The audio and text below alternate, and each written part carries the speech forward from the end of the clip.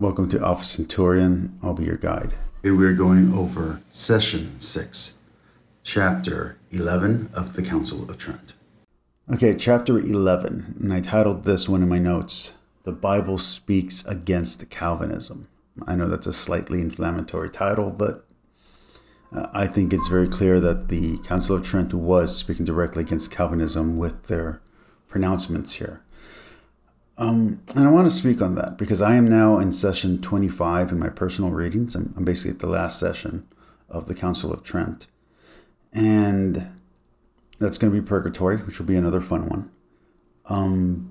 But having now basically read through the whole thing, the bishops, if you will, are arrogant.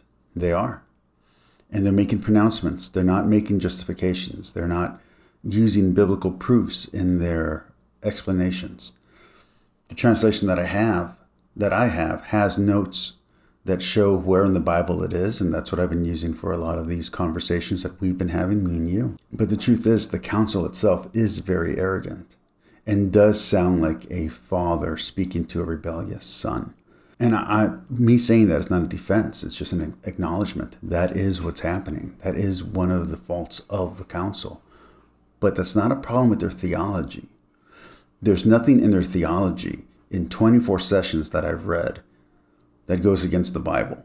There's nothing of it that sticks out. And believe me, I'm looking for something to speak about in these videos. And there's nothing. There's no controversial ruling. Everything is compliant with the Bible. Everything is consistent with theological Christianity up to that point in history. So I'm just saying, a lot of the people out there like Mike Winger, to beat a dead horse, and James White, they're going out to the Council of Trent, and they don't seem to understand that the Council of Trent is very basic. It's the language itself. The inflammatory nature of the language is less inflammatory than the language that I've read in Martin Luther. John chapter 14, verse 23. If anyone loves me, he will keep my word, and my Father will love him. And we will come to him and make our home with him. Whoever does not love me does not keep my words. Again, I'm using the ESV. Romans chapter 8, verse 17. The Spirit himself bears witness with our spirit that we are children of God, and if children, then heirs, heirs of God, and fellow heirs with Christ, provided we suffer with him in order that we may also be glorified with him. So basically what the Council of Trent is saying here, going based on the Bible readings that correspond with what the Council of Trent is saying, is that you cannot presume to know one's own destiny or fate.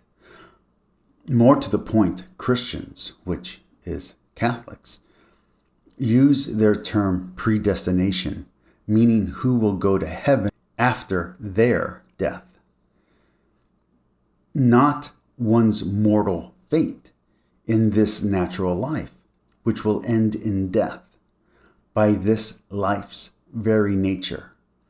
Instead, predestination is supernatural, while destiny and fate are pagan forces and abstracts, not recognized by Christian or Jewish thought.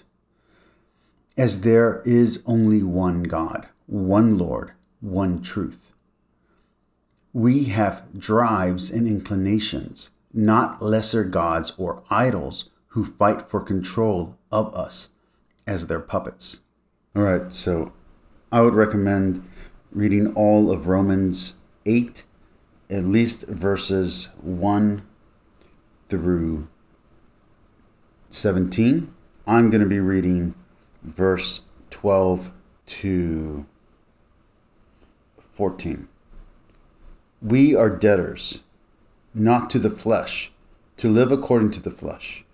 For if you live according to the flesh, you will die. But if by the Spirit you put to death the deeds of the body, you will live. Let's go on to 1 Corinthians 15, verses 56 to 58. The sting of death is sin. The sting of death is sin. And the power of sin is the law. But thanks be to God, who gives us victory through our Lord Jesus Christ. Therefore, my beloved brothers, be steadfast, immovable, always abounding in the work of the Lord, knowing that in the Lord your labor is not in vain. Again, labor, work. And then finally, 1 Timothy chapter 1, verse 3 through 11.